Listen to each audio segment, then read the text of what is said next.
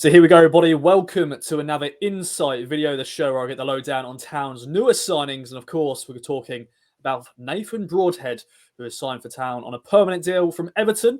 I'm joined by Joe Nicholson to get the lowdown on his spell at Sunderland last year, of course, a season-long loan, which was pretty decent. Of course, winning promotion back to the Championship. Joe, thanks for joining me first of all. How's things and your reaction to this news? Yeah, thanks for having me on, Ross. Yeah, pretty good. Sunderland going pretty well at the minute. And the Nathan Broadhead signing, I think it looks like a good signing for Ipswich on paper. I think he had a very good loan spell at Sunderland last season, and I don't think it's any exaggeration to say if it wasn't for Nathan Broadhead, Sunderland wouldn't have got promoted last season. He scored some very important goals, had a really impressive spell in League One, and I think he'll be a good signing for you guys.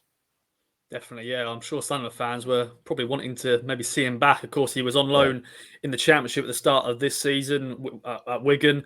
Scored 5 goals. Of course, Wigan are struggling at the moment. But was there any chance of him going back to Sunderland possibly?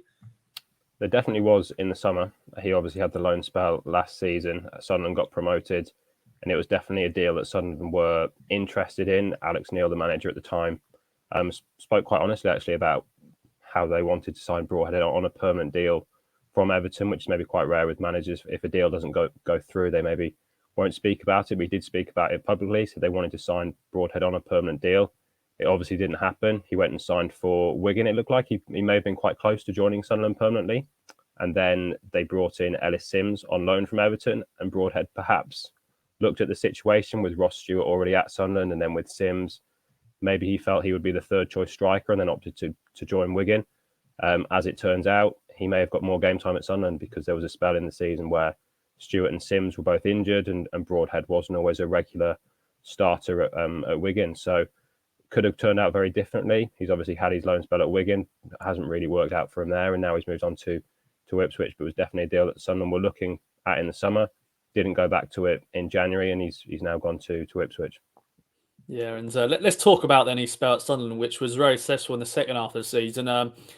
Watching his goals back, of course, in highlights only shows his good things, but some very good goals, 13 goals in all competitions. Give us a lowdown on his time at Sunderland.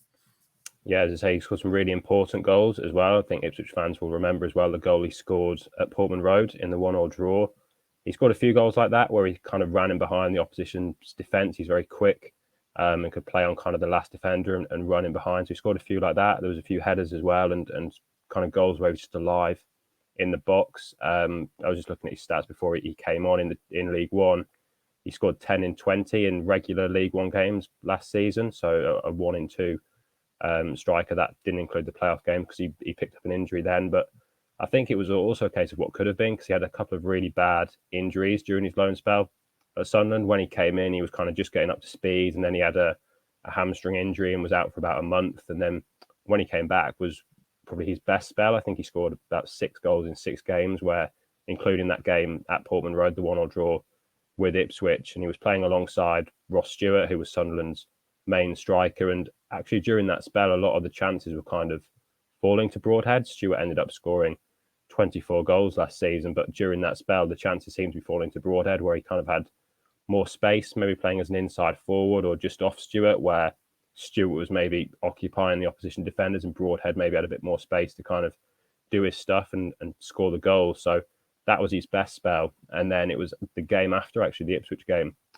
Sunderland played away at Arsenal in the Carabao Cup, and he picked up a really bad hamstring injury and he was out until about March. Sunderland had a decision to make then, whether they send him back to Everton. Well, he did go back to Everton for rehab, but whether they kind of cancelled the loan and looked to bring someone else in. But thankfully for them, they did keep him because he scored some very important goals towards the end of the season. He came back around March, April time and scored 2 last-minute winners, one against Gillingham and one against Shrewsbury, both at the Stadium of Light. And if you remember last season, just how close the League One promotion race was, those goals proved pivotal and got Sunderland in the playoffs. So if it wasn't for him, they wouldn't have been in the playoffs and wouldn't have ultimately got promoted. So it was a shame that he then picked up another injury just before the playoffs, and he didn't really play a part in the 2 playoff games.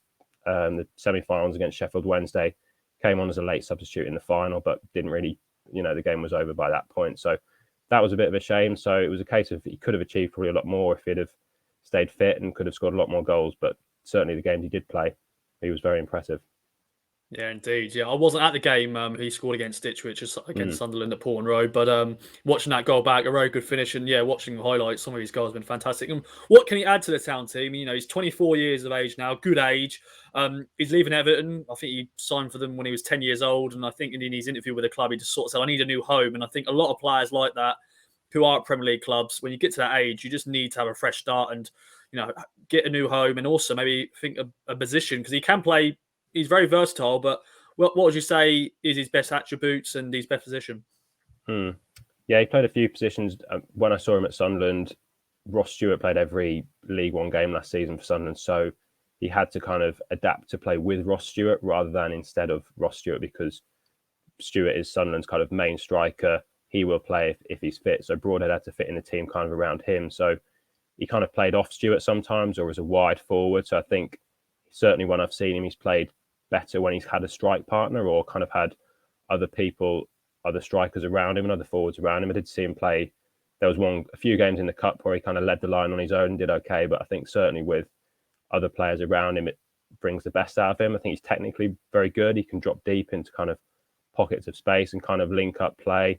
And said he's very alive in the box. To kind of a poacher sometimes to kind of take those chances, and he can make those runs in behind. I think physically he's maybe not the most kind of natural what you'd associate with a number 9, someone who can kind of lead the line. But I remember speaking to him last year, and he said, because he had a loan spell at Burton a couple of years before he moved to Sunderland on loan, and he was saying he learned a lot from that he was following that spell. He tried to put on more muscle. He tried to kind of bulk up to kind of stand up to the physicality of League One, and that was something definitely that he worked on before he's moved to Sunderland and paid off. And as I said before, he scored a few headers, so he can be kind of an aerial threat as well. So as you say, he's 24, he's a good age. He's now got a permanent move away from Everton where it didn't really look like he was going to get a look in. I remember in the summer he went away with Everton to the United States on a pre-season tour, and there was a lot of talk about could he sign for Sunderland permanently. He just wasn't getting a look in the Everton squad. So the fact now that he's gone to Ipswich permanently, he can kind of maybe get his head down and improve and kind of develop his career now that he's at a club permanently where he is going to play. Yeah, definitely. And yeah, a big fee for League One, signing a 3.5-year deal. I'm sure that's a little bit of pressure on his shoulders, but he seems like a young lad that is wanting to progress in his career. And yes, you said you had a few interactions with him in his interview. He looked a bit shy, but I'm sure he just wants to let the football do the talking. Yeah, I think so. As I said, he obviously had those injuries as well last season, so he'll want to put those behind him. That is probably a bit of a concern. The fact that he only played 20 games last season, where he would have played more, obviously a long-term hamstring injury for 4 months is not as much you can do about that. And that was perhaps a freak incident, but he'll be looking to play regularly now. I'm not quite sure why it didn't work out for him at Wigan, why he wasn't a regular starter. I think they did like him there. I think he played well in patches, but it was in a Wigan side that are struggling in the Championship and obviously wasn't able to build momentum. Now he's at an Ipswich team that are obviously going for promotion in League One, are going to be probably dominating a lot of games like Sunderland were last season, and he's proved that he can flourish in that environment. So I think it's a good move for him, and I'd like to see him do well because he, as I said, if it wasn't for him last season, Sunderland wouldn't have been in the playoffs and wouldn't have ultimately got promoted. So hopefully he can do well there. Oh, I like the sound of that, Joe. I like the sound of that indeed.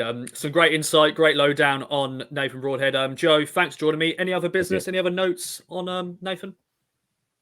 No, just really what I've said. Really, I think it'll be a good sign. As you say, it's a big fee, but he's still a good age. He's 24, so you'd think the best years are ahead of him, and he's a versatile forward. So I remember you saying before we came on that Ipswich have got a lot of strikers.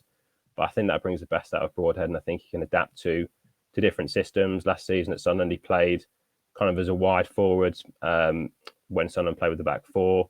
He played as kind of more like a number 10, played when they switched to a back three and kind of fitted into the system. So I think he's a versatile player that can be adaptable. So that could suit Ipswich if they've got a lot of forward options. Nice one. Well, I was excited before. Now I'm more excited with all this great insight, Joe. Thanks for joining me. Thanks everyone for watching another insight video. Bye-bye for now.